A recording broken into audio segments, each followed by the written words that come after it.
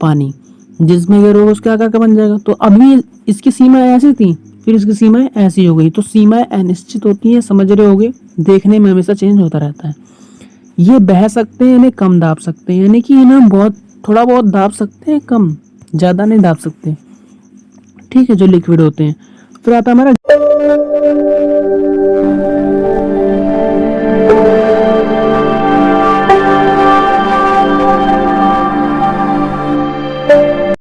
Hello students, तो कैसे हैं आप लोग। तो आज की जो हमारी वीडियो का टॉपिक होने वाला है वो आपको आपकी स्क्रीन पर दिखाई दे रहा होगा। अध्याय फर्स्ट है, हमारे आसपास के पदार्थ, साइंस का चैप्टर है। और आज चलने वाला हमारा पार्ट सेकंड चलने वाला है। पार्ट फर्स्ट हमने पिछली वीडियो में करवा दिया है और उसकी डिस्क्रिप्शन में लिंक मिल जाएगी। जो चैनल पर न्यू आए वो जाके पहले पार्ट फर्स्ट देखिए, फिर जाके आप पार्ट सेकंड देखिए, वरना आपको कुछ समझ में नहीं आने वाला है स्टूडेंट।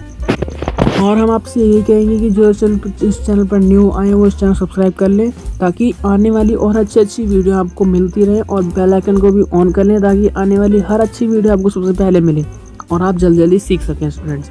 तो स्टार्ट करते हैं। तो देखिए डियर स्टूडेंट्स, अध्याय फर्स्ट है, हमारे आसपास के पदार्थ। तो पहले हम बात कर लेते हैं कि हमने पिछली वीडियो में क्या क्या पढ़ा था स्टूडेंट्स। तो देखिए, सबसे पहले हमने पढ़ा था अपना पदार्थ की डेफिनेशन पढ़ी थी पूरी अच्छी तरीके से, बिल्कुल इजी वाली डेफिनेशन पढ़ी थी। और फिर बाद में पढ़ा था हमने कणों के भौतिक गुण, ये तीनों होते हैं। और फिर कणों के अभिलाक्षणिक गुण भी पढ़े थे हमने, ये सारे होते हैं। बिल्कुल आसान से एग्जाम्पल दे के हमने समझाए थे बहुत अच्छे तरीके से। फिर पदार्थ की अवस्थाएं, पदार्थ कितनी अवस्थाओं में पाया जाता है डियर स्टूडेंट्स, आप सबको पता है, ठोस, द्रव और गैस। ठीक, फिर आते हैं अपनी ठोस अवस्था के गुण। ठोस अवस्था के गुण क्या क्या होते हैं ये हमने पढ़े थे। अब फिर इसके कुछ अपवाद भी पढ़े थे, जैसे कि आपका रबड़ बैंड, आपका स्पंज, जो कि आपके गद्दे होते हैं, आपकी चीनी, ये सब चीज़ें इसके अपवाद हैं। फिर आता है द्रव अवस्था के गुण। द्रव अवस्था के गुण भी हमने पढ़ लिए थे और बहुत ही आसान से गुण हैं, जो कि आपको एक बार में वन शॉट में क्लियर हो जाएंगे, आई कैचिंग है, बिल्कुल आसान से याद हो जाते हैं। फिर आता है हमारा गैस अवस्था गुण। गैस अवस्था गुण में हमने पढ़ लिए थे बिल्कुल हिंदी में, बिल्कुल आसान तरीके से, जो कि आपको मिलने वाले नहीं है। और हमारी इस पूरी PDF की लिंक आपको डिस्क्रिप्शन में मिले टेलीग्राम के चैनल पर मिल सकती है, ताकि आप वहाँ से ले सकते हैं। फिर आता है पदार्थ की अवस्थाओं में बदलाव। ये आज हमारा टॉपिक होने वाला है। आज हम यहाँ से अपना टॉपिक करवाने वाले हैं स्टूडेंट्स। तो आई होप आप लोग रेडी होंगे। तो पहला टॉपिक था हमारा पदार्थ की अवस्थाओं में बदलाव। आज का हम टॉपिक यही रखने वाले हैं, क्योंकि हमने पिछले यहाँ तक वीडियो करवा दी थी, जैसे कि यहाँ तक हमने गैसीय अवस्था तक करवा दी थी। और अब हम करने वाले हैं अपना पदार्थ की अवस्थाओं में बदलाव। तो पदार्थ कैसे एक सॉलिड से एक लिक्विड में, और एक लिक्विड से कैसे गैस में चेंज होता है, ये आज हम इसके बारे में बात करने वाले हैं। ठीक है, तो बड़े ध्यान से देखिए वीडियो, क्योंकि बहुत इंपॉर्टेंट टॉपिक चल रहा है। तो पदार्थ तीन अवस्थाओं में मिलता है, जैसे कि हम लोगों को पता है, ठोस, द्रव और गैस। पर एक पदार्थ ऐसा भी है जो तीनों अवस्थाओं में मिलता है, यानी कि एक पदार्थ ऐसा है जो तीनों अवस्थाओं में मिलता है। वो लोग आप लोगों को यहाँ पर देख के पता चल गया होगा कौन सा पदार्थ है जो तीनों अवस्थाओं। पानी जो होता है वो तीनों अवस्थाओं में हमारा मिलता है, जिसे आप कहते हैं वाटर। ठीक है, और अगर आप साइंस की लैंग्वेज में बोलना चाहें तो आपका H2O। ठीक है, ये तीनों फॉर्म में मिलता है। पहली फॉर्म क्या होती है? पहली फॉर्म होती है हमारी बर्फ, ठोस रूप में, है ना। पानी को अगर आप जमा दो तो बर्फ बन जाएगा, फिर आप उस बर्फ को पिघाल दो तो वो क्या बनेगा? पानी। और उस पानी को अब अगर आप पिघालने बैठोगे या गर्म करने बैठोगे तो भाप बन जाएगा। ठीक, तो पानी तीनों फॉर्म में आपको मिल सकता है। ठीक है, तो इस तरीके से बदलाव होता है। अगर आप बर्फ़ को गर्म करोगे तो क्या बनेगा? पानी। और पानी को गर्म करोगे क्या बनेगा? भाप। अब इसी तरीके से आप देखिए, आप अगर भाप को ठंडा करोगे तो क्या बनेगा? पानी। और पानी को ठंडा करोगे तो बर्फ़। ठीक है, कहने का मतलब ये है, अगर आप किसी चीज़ को ठंडा करते हो, ठीक है, ठंडा करते हो तो वो चेंज होएगी। पहले अगर लिक्विड में होएगी तो वो डायरेक्ट सॉलिड में चेंज हो जाएगी। अगर आप ठंडा करते हो तो, जैसे कि आपका पानी, अगर आप पानी को ठंडा करोगे तो फ्रिज में रखते हो ना, तो बर्फ़ में चेंज हो जाता है। तो अगर पानी को ठंडा करोगे तो बर्फ़ बन जाएगी। और अगर बर्फ़ को आप उसको गर्म करते हो तो पानी बनेगा। यानी अगर जैसे आप लोहा भी ले लो, लोहे को अगर आप गर्म करोगे तो क्या बनेगा, लिक्विड ही तो बनेगा। तो उसी तरीके से मैं कह रहा हूँ, अगर गर्म करो किसी चीज़ में के तापमान में जो टेम्परेचर होता है उसे अगर आप इंक्रीज़ करते हो तो क्या होगा, उसकी अवस्था चेंज होगी। और अगर आप ठंडा करते हो, तापमान घटाते हो, तो भी उसकी अवस्था चेंज होगी, पर लेकिन चेंजेस अलग अलग आएंगे। जैसे कि आपको समझना पड़ेगा कि अगर आप गर्म करेंगे, जैसे ठोस है, अगर आप उसे गर्म करेंगे तो क्या बनेगा, पानी, द्रव बनेगा। और द्रव को अगर आप गर्म करो तो गैस बनेगा, चाहे कुछ भी हो उसके अंदर। जैसे कि हमारा होता है, अगर आप ले लेना हमारा आयरन को अगर आप गर्म करोगे तो क्या बनेगा, लिक्विड, मैग्मा जो बनता है। और लिक्विड को भी अगर आप और हाई टेम्परेचर पर गर्म करोगे ना तो वो एक तरीके से गैस भी बन सकता है। ठीक है, तो पानी से आई होप आप सबको आसानी से समझ में आ गया होगा कि किस तरीके से चेंज होती है इसकी अवस्थाएं। तो दो तरीके से चेंज होती है, पहला तापमान में परिवर्तन और दूसरा भी टॉपिक है, उसको हम अभी बताने वाले, पर पहले तापमान में परिवर्तन। जैसे कि मैंने बताया था, तापमान बढ़ाने पर और तापमान घटाने पर। तो पढ़ लेते हैं तापमान बढ़ाने से और तापमान घटाने से कैसे बदलता है। तो पहली चीज़, अगर जैसे कि हम सॉलिड को चेंज कर रहे हैं लिक्विड में, तो उसका एक गलनांक पॉइंट होगा। जैसे कि मैंने कहा, आपको बर्फ़ को गर्म करोगे तो वो पिघल के पानी बन जाएगी। तो जो आइस होती है, जैसे कि यहाँ पर लिखा हुआ है आइस, तो आइस का वह तापमान जब कोई ठोस पिघलकर द्रव बनता है उसे गलनांक कहते हैं। बहुत इंपॉर्टेंट टॉपिक है आपका ये, और इसे आपको याद जरूर करना है। ठीक है, मैं इस पर स्टार भी कर दे रहा हूँ, आपको इसे याद जरूर करना है। तो वह लेवल जिस पर ठोस जो होता है पिघलकर द्रव बन जाता है उसे गलनांक कहते हैं। जैसे कि आपकी अगर बर्फ़ है, आइस है, अगर वो आपकी चेंज होकर वाटर बनती है, जिस टेम्परेचर पर बनती है उसे ही आपका गलनांक कहा जाएगा।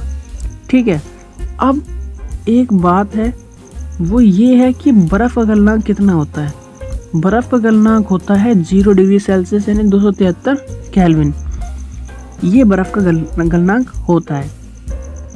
अब आप कहेंगे कि सर 0 डिग्री सेल्सियस पे तो बर्फ़ बन जाती है, पानी से बर्फ़ बनता है ना। तो यहाँ पर आप देखिए, वह तापमान जब कोई ठोस पिघलकर द्रव बनता है, बर्फ़ का तापमान अगर आप 0 से माइनस पर ले जाओगे तब जाके वो बर्फ़ बनती है। 0 से माइनस पे यानी इधर ले जाओगे, और हम बात कर रहे हैं अपने इधर। तो मैं यही कहना चाह रहा हूँ स्टूडेंट्स कि अगर आप 0 से माइनस पे जाओगे तब जाके आपकी बर्फ़ बनेगी, पर लेकिन 0 से अगर आप 0 पर रहोगे ना तो आपका ठोस पिघलकर द्रव बन जाता है। ठीक है, तो वो उसका गलनांक पॉइंट होता है, मेल्टिंग पॉइंट होता है। ठीक है, अब देखते हैं अपना अगला टॉपिक। फिलहाल आपको सिर्फ इतना ही याद रखना है कि वह तापमान जब कोई ठोस पिघलकर द्रव बनता है उसे गलनांक कहते हैं, और बर्फ़ गलनांक 0 डिग्री सेल्सियस यानी 273 केल्विन होता है। आपको केल्विन में भी याद रखना है, क्योंकि MCQ में आपका केल्विन आ जाता है, 1 नंबर क्वेश्चन आ सकता है ये। फिर आता है हमारा संगलन की गुप्त ऊष्मा। अब गुप्त ऊष्मा क्या होती है, गुप्त का मतलब ही आपको पता चल गया कि छुपी हुई ऊष्मा। गुप्त मीन्स छुपी हुई। तो ठोस को जब मानो आपको बर्फ़ है, जो आपकी आइस है, आप उसे गर्म कर रहे हो, तो आप जब इसे गर्म करोगे, जैसे कि आपकी आइस है, आप इसे गर्म कर रहे हो, इस तवे पर गर्म कर रहे हो, तो आप जब उसे गर्म करोगे ना तो शुरुआत में तो ठंडी रहेगी, पर बाद में धीरे धीरे जब वो पानी बनेगी तो वो पानी भी ठंडा रहेगा। फिर जब वो थोड़ी देर बाद हो, जब वो पानी थोड़ा और ज़्यादा गर्म होने लगता है, वो गर्म होगा, तो उस टाइम पर ठोस को उसके गलनांक के द्रव में बदलने के लिए जितनी ऊष्मा ऊर्जा की आवश्यकता होती है उसे संगलनिक गुप्त ऊष्मा कहते हैं। यानी कि जितनी ऊर्जा वो लेगा पानी बनने में उसे संगलनिक गुप्त ऊष्मा कहते हैं। जैसे कि आपकी बर्फ़ है, तो बर्फ़ जब तक वो एक बूंद पानी नहीं निकाल देती तब तक आप ये समझिए कि वो जो ऊर्जा आपकी वेस्ट ही हो रही है, यानी वो गुप्त ऊष्मा है। वो क्या हो रहा है उसका, आप समझिए ऐसे जैसे ये ठोस होता है, ठोस के कण बिल्कुल पास होते हैं और इनके बीच में मैंने बताया था गतिज ऊर्जा बिल्कुल कम होती है। तो जब आप इसे गर्म करोगे ना तो ये इसकी गतिज ऊर्जा ये सारी ले रहे होंगे, ये जो गर्म ऊर्जा जो आप गर्म कर रहे हो ना, ये सारी ऊर्जा ये लोग ले रहे होंगे, और जब ये ले रहे होंगे तो इन लोगों को गर्मी से महसूस होगी और जल्दी ये लेंगे। इनके पास गतिज ऊर्जा ज़्यादा आएगी और ये बहुत तेज जलेंगे। कुछ देर बाद ये बहुत तेज जलेंगे और तेज, इतनी तेज कि लिक्विड में इतनी तेज जलते हैं, फिर जब जाके पानी बदल जाएंगे। तो आई होप आपको क्लियर हुआ होगा। बिल्कुल आसानी से क्लियर करवाया है, एकदम आसान सी लैंग्वेज में। फिर आप देखते हैं अगला पॉइंट संगलनी गुप्त उसमें आपको क्लियर हुआ। ठोस को उसके गलनांक पर द्रव में बदलने के लिए जितनी उसमें ऊर्जा की आवश्यकता होती है उसे संगलनी गुप्त ऊष्मा कहते हैं। यानी कि वो पॉइंट जितनी उसे ऊर्जा लगेगी पानी बनने में उसे संगलनी गुप्त ऊष्मा कहेंगे। अब क्वथनांक क्या होता है आपका? क्वथनांक वह तापमान होता है जिस पर द्रव उबलने लग जाता है। यानी पानी लो, अगर हमने बर्फ को तो पानी बनाया था, उसे क्या कहते हैं? गलनांक। बर्फ जो होती है गलती है ना, तो गलनांक हो गया, पानी में बदल गया। अब लेकिन मुझे बनानी है उसकी भाप, तो आपको क्या करना पड़ेगा? पानी को और गर्म करो। अब जब पानी को आप और गर्म करोगे तो वह तापमान जिस पर द्रव उबलने लगता है वह इसका क्वथनांक कहलाता है। जैसे कि आपका द्रव है पानी, वाटर, अब इसे आपको भाप बनाना है, यानी एवापोरेट बनाना है, तो आपको इसे और गर्म करना पड़ेगा। तो फिर क्या है, आपको फिर क्या करना पड़ेगा? जैसे कि मैं कह रहा हूँ, आप एक बर्तन लीजिए, आप उस बर्तन में क्या करिए, इस बर्तन में पानी ले लीजिए और फिर इसे गर्म करने लग जाइए और बहुत देर तक गर्म करते रहिए। जैसे ही आपका 100 डिग्री सेल्सियस होगा ना, आपका भाप बनना स्टार्ट हो जाएगा। ठीक है, तो जो 100 डिग्री सेल्सियस है वही तापमान है जब द्रव उबलने लग जाता है, तो वही इसका क्वथनांक होता है। क्वथनांक मतलब भाप बन गया। ठीक है, पॉइंट समझ में आया? आई होप समझ में आ गया होगा। तो अभी मैंने आपको एक पॉइंट बताया था कि बर्फ का गलनांक क्या होता है। बर्फ का गलनांक क्या होता है, तो आई होप आप सबको पता होगा और कमेंट सेक्शन में ज़रूर बताइए ताकि मैं देखूं आपकी माइंड ऑफ प्रेजेंस कितनी है यहाँ पर। ठीक है, मैं ये देखना चाहता हूँ। तो अब मैं आपको अगला टॉपिक बताने वाला हूँ, पर अगला टॉपिक बताने से पहले एक बार और क्लियर करते हैं। क्वथनांक क्या है? वह तापमान जिस पर द्रव उबलने लग जाता है, इसका क्वथनांक कहलाता है। तो जल का क्वथनांक कितना होता है students? 100 degree Celsius. 100 degree Celsius पर पानी उबल जाता है और भाप बन जाता है। ठीक है, अब 373 केल्विन भी आपको याद रखना है। ठीक है, क्योंकि कहीं कहीं पर 373 केल्विन भी बोल देता है 1-2 क्वेश्चन में, 1-2 नंबर क्वेश्चन में। फिर आता है वाष्पीकरणी गुप्त ऊष्मा। संगलनी गुप्त ऊष्मा पढ़ी है आप लोगों ने, यहाँ पर देखा था। संगलनी गुप्त ऊष्मा मतलब जो बर्फ होती है उसे पानी बनने में, ठीक है, जितनी ऊर्जा की आवश्यकता होती है उसे संगलनी गुप्त ऊष्मा कहते हैं। ठीक है, संगलन की गुप्त ऊष्मा यानी कि आपको पॉइंट में छिपा हुआ है गलन, यानी गलना। ठीक है, तो ठोस से द्रव ही होगा, क्योंकि आप लोग पता है कि जो चीज़ गलती है वो ठोस से द्रव में ही गलती है, भाप तो बनती नहीं है। अब आता है वाष्पीकरण। आप सबको पता है कि वाष्पीकरण क्या होता है? भाप बनना। तो वो आपका द्रव से, जैसे कि द्रव से हमारा गैस में ही चेंज होगा। जैसे कि यहाँ पे दिखाई दे रहा होगा आपको, जब पानी को उबाला जाता है तो उसके तापमान में वृद्धि नहीं होती है, तापमान 100 डिग्री सेल्सियस ही रहता है, क्योंकि वाष्पीकरणी गुप्त ऊष्मा पानी के कणों के बीच के आकर्षण बल को तोड़ती है। यानी कि आप अब चीज़ समझिए, मैंने आपको शुरुआत में क्या बताया था, जो इसके गुण बताए थे, जैसे कि मैं अभी आपको बताने वाला हूँ। जैसे कि आपको यहाँ पर मैंने बताया था, ये रहा, देखिए, ये बह सकते हैं, इन्हें बहुत कम दबाया जा सकता है और इसके कण अनियमित रूप से तेजी से गति करते हैं। ठीक है, और इसकी दीवारों पर टकराते हैं, इनके पास गतिज ऊर्जा ज़्यादा होती है। ठीक है, और द्रव अवस्था में इनके पास गतिज ऊर्जा बहुत कम होती है। जैसे कि यहाँ पर लिखा था आपका, ये रहा, देखिए, गतिज ऊर्जा ठोस में सबसे कम और गैस में सबसे ज़्यादा होती है। यानी कि जो हमारा पानी होता है, लिक्विड जो होता है, उसमें मीडियम होती है। ठीक है, सबसे ज़्यादा पानी में, गैस में होती है। ठीक, और कणों में गति सबसे अधिक, कणों में गति ठोस में, गैस के कणों में सबसे अधिक गति होती है और ठोस में सबसे कम होती है। ठीक है, तो आप अपने टॉपिक पर चलते हैं, आपको ज़्यादा समझ में आने वाला है। तो ये था हमारा टॉपिक। तो जब पानी को उबाला जाता है तो तापमान में वृद्धि नहीं होती है। यानी कि जो आपका पानी है उसको हमने उबाला तो उसके तापमान में वृद्धि क्यों नहीं हुई? क्योंकि उसके जो कणों के बीच है ना, गतिज ऊर्जा कम है, गति कम है, और गैस में सबसे ज़्यादा होती है और ठोस में सबसे कम होती है, यानी कि पानी में मीडियम होती है। ठीक है, तो जो गैस जो होती है उसके लेवल तक की हमें ऊर्जा चाहिए ना, जैसे कि मानो अगर आपको खाना है, आपको कोई काम करना है, हार्ड काम करना है, तो आपको उसके लेवल तक की हार्ड काम करने की एनर्जी चाहिए ना, तो वैसे ही इनको एनर्जी चाहिए होती है।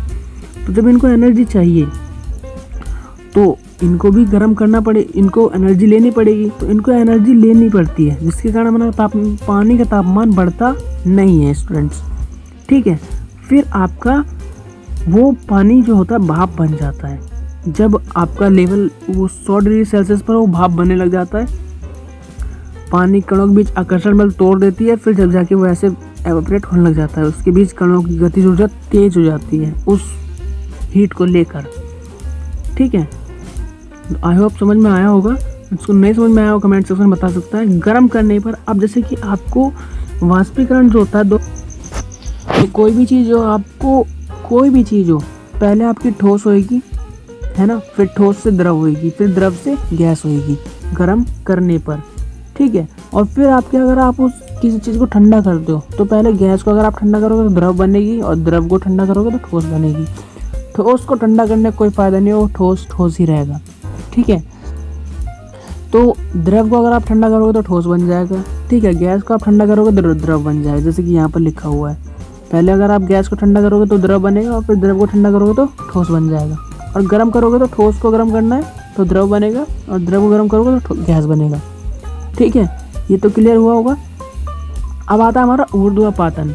ऊर्ध्वपातन क्या होती है?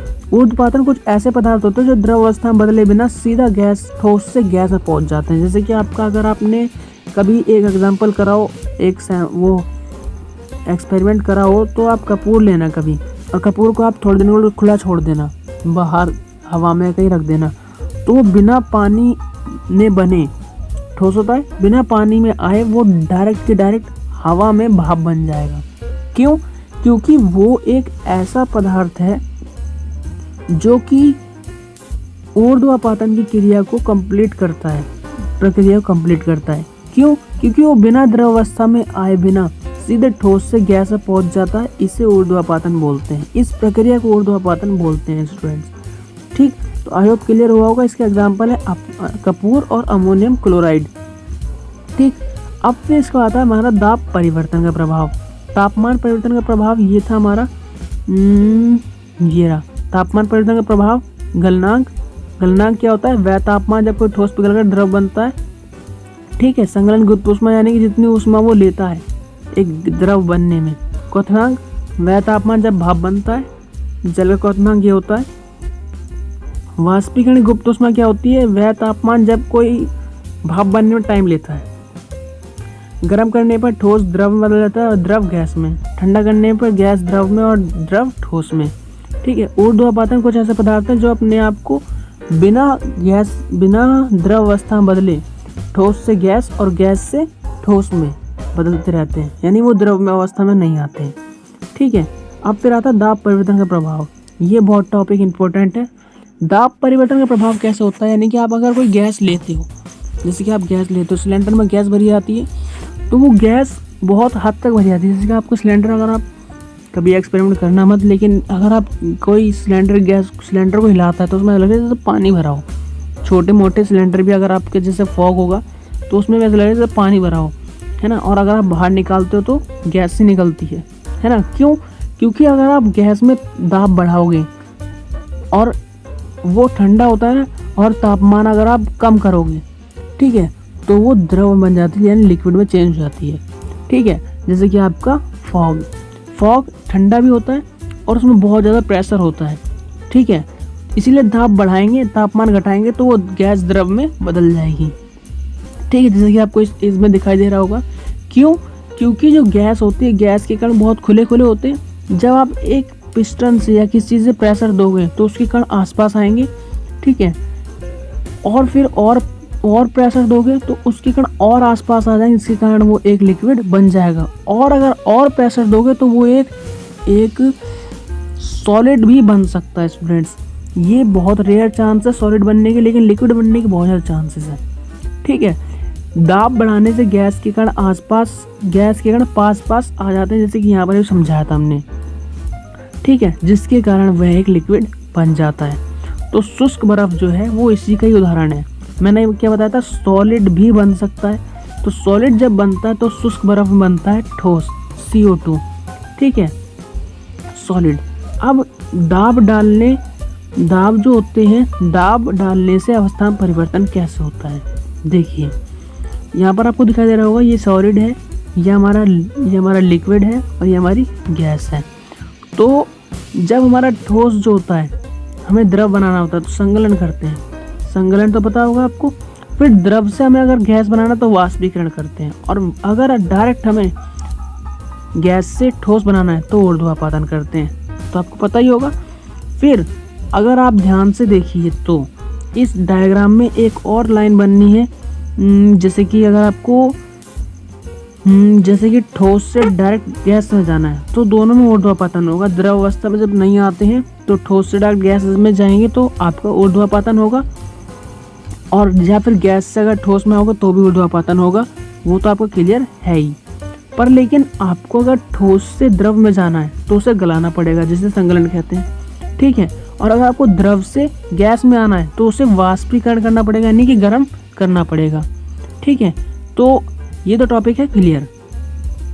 ठीक, कि ठोस से गैस में जाओगे तो ऊर्ध्वापातन, चाहे कोई भी कंडीशन हो, और ठोस से अगर द्रव में जाओगे तो गलाना पड़ेगा, और द्रव से अगर गैस में जाओगे तो भाप देनी पड़ेगी। फिर आता है ऐसा टॉपिक, द्रव से अगर आपको ठोस में जाना है तो जमाना पड़ेगा। ठीक है, और अगर आपको गैस से द्रव में जाना है तो संघनन, यानी कि थोड़ा सा ठंडा करना पड़ेगा। ठीक है, तो आई होप ये वाला टॉपिक आपको क्लियर हुआ होगा। फिर आता है वाष्पीकरण की। अब आता है हमारा टॉपिक वाष्पीकरण। वाष्पीकरण क्या होता है? वाष्पीकरण एक ऐसी प्रक्रिया है जिसमें द्रव पदार्थों के कण, यानी कि पानी के कण जो होता है, हमारा लिक्विड होता है, उसके कण क्वथनांक से नीचे किसी भी तापमान पर वाष्प में बदल जाते हैं। यानी कि क्वथनांक से नीचे कोई भी तापमान होगा उसमें भाप में बदल जाएंगे, यानी कि क्वथनांक पर पहुंचे ही ना, उससे पहले ही भाप बन जाए। तो ऐसे आपके उदाहरण बहुत ज़्यादा होंगे, जैसे कि आपका पेट्रोल और आदि, यानी कि आपका पेट्रोल हो गया, डीजल हो गया, बहुत सारे जीवाश्म ईंधन फॉसिल फ्यूल्स होते हैं जो कि डायरेक्ट हाथ पे आते ही भाप बन जाते हैं, आपको दिखाई भी नहीं देंगे। तो वाष्पीकरण को प्रभावित करने वाले कारक क्या होते हैं, ये आपको याद करने, बहुत इंपॉर्टेंट टॉपिक है, यह आपका पेपर में ज़रूर आता है। मैं अभी इस पर स्टार्ट कर देता हूँ, और ये आपका पेपर में ज़रूर आएगा, जिससे आपको अभी याद करना है। ठीक है, और इसको प्रभावित करने वाले कारक क्या होते हैं ये बताते हैं। जैसे कि सतही क्षेत्रफल बढ़ाने पर, यानी कि सतह का क्षेत्रफल अगर आप बढ़ा दोगे, जैसे कि आप समझो कि अगर आप कपड़े गिरते हो तो अगर आप कपड़े फैला के गिरोगे तो जल्दी सूख जाएंगे। ठीक है, और अगर आप ऐसी बाल्टी में भर के रख दो तो आपके 4 दिन रखे रहेंगे तो भी नहीं सूखेंगे। यही तो कारण है, अगर आप सतही क्षेत्रफल बढ़ाएंगे, यानी कि सतह का क्षेत्रफल, माना आपने पानी एक बाल्टी में भर के रख दिया और उसे आपने धूप में रख दिया, देखते कितने दिनों में उड़ेगा। और लेकिन आपने एक पानी को फैला दिया और फिर देखते कितने दिनों में उड़ेगा, 2-3 घंटे में वाला उड़ जाएगा, ये 2-3 दिनों में भी शायद ना उड़े। क्यों? क्योंकि सतह क्षेत्रफल बढ़ाने पर वाष्पीकरण की दर बढ़ जाती है। ठीक है, इस टॉपिक को क्लियर कर लेना। फिर तापमान को बढ़ाने पर, यानी तापमान को अगर आप बढ़ाओगे, जैसे कि अगर आपका तापमान 90 है, अभी 10 है, 10 डिग्री है, 10 डिग्री पर पानी कम भाप बनेगा, लेकिन आपका 100 डिग्री पर बहुत ज़्यादा भाप बनेगा। ठीक है, तो तापमान बढ़ाने पर भी वाष्पीकरण की दर बढ़ जाती है। ठीक है, फिर आता है तीसरा टॉपिक, आर्द्रता में नमी है। आर्द्रता या फिर नमी, आर्द्रता का दूसरा नाम नमी होता है। नमी को अगर आप कम करोगे तो जैसे कि सर्दी होती हैं, सर्दी में हमारे कपड़े जल्दी सूखते हैं, गर्मियों में स्टूडेंट्स आपको इसका आंसर कमेंट सेक्शन में अभी बताना है। तो गर्मियों में हमारे कपड़े जल्दी सूखते हैं, क्यों? क्योंकि नमी कम होती है और तापमान ज़्यादा होता है। क्लियर हुआ? और सर्दियों में कम सूखते हैं, इसीलिए नमी को कम कर दोगे तो आपके कपड़े जल्दी सूखेंगे, यानी कि वाष्पीकरण की दर बढ़ जाएगी। वायु की गति, यानी बहुत से लोग कहते हैं कि पंखे के सामने रख दो कपड़े जल्दी सूख जाएंगे। क्यों? क्योंकि वायु की गति बढ़ जाती है, और वो अगर वायु की गति बढ़ेगी, मानो ये कोई कपड़ा है, ठीक है, और इसके सामने कोई पंखा लगा हुआ है, ठीक है, और ये चल रहा है, तो इसकी जो वायु के कण होंगे ना, इसके साथ मिलेंगे और पानी के कणों को ले जाएंगे उड़ा के। ठीक है, जिसके कारण कपड़ा जल्दी सूख जाएगा। ठीक, तो आई होप क्लियर हुआ होगा। तो वाष्पीकरण के कारण शीतलता, यानी कि कभी कभी आप कपड़े पहन लो गीले और फिर उसको आप हवा के सामने खड़े हो जाओ तो आपको ठंडा ठंडा सा लगता है। क्यों? क्योंकि जो कण होते हैं ना, जो हमारे आसपास हमारे जो शरीर की ऊर्जा होती है, जैसे कि आपने कपड़ा पहना है, गीला कपड़ा पहन रखा है, तो वो आपके शरीर से टच होएंगे, आपके शरीर पर जो गर्मी होगी वो उसको लेकर उड़ जाएंगे और आपको उस जगह पर ठंडा से महसूस होगा। क्यों? अभी एक एग्जाम्पल और बताते हैं। जैसे कि इसके वाष्पीकरण के दौरान खोई हुई ऊर्जा को प्राप्त करने के लिए द्रव के कण अपने आसपास की ऊर्जा प्राप्त कर उड़ जाते हैं, जिसके कारण में शीतलता महसूस होती है। उदाहरण के लिए आप समझिए पेट्रोल को जब आप हाथ पर डालते हैं तो वह हमारे आसपास की ऊर्जा पकड़कर उड़ जाता है, जिसके कारण में शीतलता महसूस होती है। यानी कि आपको जब शीतलता कब महसूस होती है? ठंडा ठंडा जब आपका पेट्रोल उड़ता है ना। क्यों? क्योंकि वो आपके हाथ की ऊर्जा तो लेके जा रहा है, उस एरिया की ऊर्जा लेके जा रहा है। जैसे कि आपका हाथ इतना बड़ा है, इतना बड़ा आपका हाथ है, इस पर पेट्रोल गिरा हुआ है यहाँ पर, तो यहाँ से जब वो उड़ेगा तो यहाँ की तो ऊर्जा गायब हो गई ना, तो यहाँ पर आपको ठंडा ठंडा सा लगता है। ठीक है स्टूडेंट्स, क्लियर हुआ होगा? आसान सी लैंग्वेज में करा है। जब हम ज़मीन पर पानी डालते हैं तो वह धरती की ऊर्जा को प्राप्त कर भाप बन जाता है। सही बात है, जिसके कारण हमें ज़मीन ठंडी ठंडी लगती है। सही बात है, क्योंकि यहाँ ना मानो धरती ये है और यहाँ पर आपने पानी गिरा, तो यहाँ की जो ऊर्जा है वो इस पानी ने ले ली और वो भाप बन के उड़ गया। तो यहाँ पर आपको ठंडा ठंडा लगेगा और यहाँ पर आपको गरम गरम लगेगा, इसीलिए हमें ठंडा ठंडा लगता है। ठीक है, और आपको एग्जाम्पल अभी कमेंट सेक्शन में बताना है, एक एग्जाम्पल आपको कमेंट सेक्शन में बताना है कि क्या होता है हमारा गर्मियों में। ठीक है, तो आई होप आपको क्लियर हुआ होगा और आपको इसकी पूरी पीडीएफ मिल जाएगी स्टूडेंट्स। अगर आपको पीडीएफ चाहिए तो टेलीग्राम चैनल पर मिल जाएगी, और जिसको नहीं पता है, इस चैनल का नाम फिजान क्लासेस है। आपको इसको सब्सक्राइब करना है, बेल आइकन को भी ऑन कर लेना है, लाइक कर देना है, कमेंट कर देना है और टेलीग्राम चैनल को ज्वाइन कर लेना है। फिजान क्लासेस है टेलीग्राम चैनल, और डिस्क्रिप्शन में लिंक मिल जाएगी, वहाँ से आप देख सकते हैं और आपको पूरी की पूरी साइंस की पीडीएफ मिल सकती है बिल्कुल हिंदी में, बिल्कुल फ्री। और इंस्टाग्राम चैनल पर आप फॉलो कर सकते हैं फिजान क्लासेस, जहाँ ताकि आपको कोई प्रॉब्लम हो तो आप इस पर भी कमेंट कर सकते हैं, इस पर भी कमेंट कर सकते हैं और हमारी वीडियो में तो कर ही सकते हैं। और thanks for watching this video. Bye bye students, मिलते हैं अगली वीडियो में। और बताइए कमेंट सेक्शन में अगली वीडियो कौन सी लाएं हम, ताकि हमें थोड़ा मोटिवेट मिल सके। और बाय बाय स्टूडेंट्स, और थोड़ा थोड़ा सपोर्ट करते रहिए ऐसे ही अच्छे तरीके से, और अपने दोस्तों को भी बताइए कि ये चैनल है, अच्छा है और अच्छा पढ़ाते हैं। ठीक है।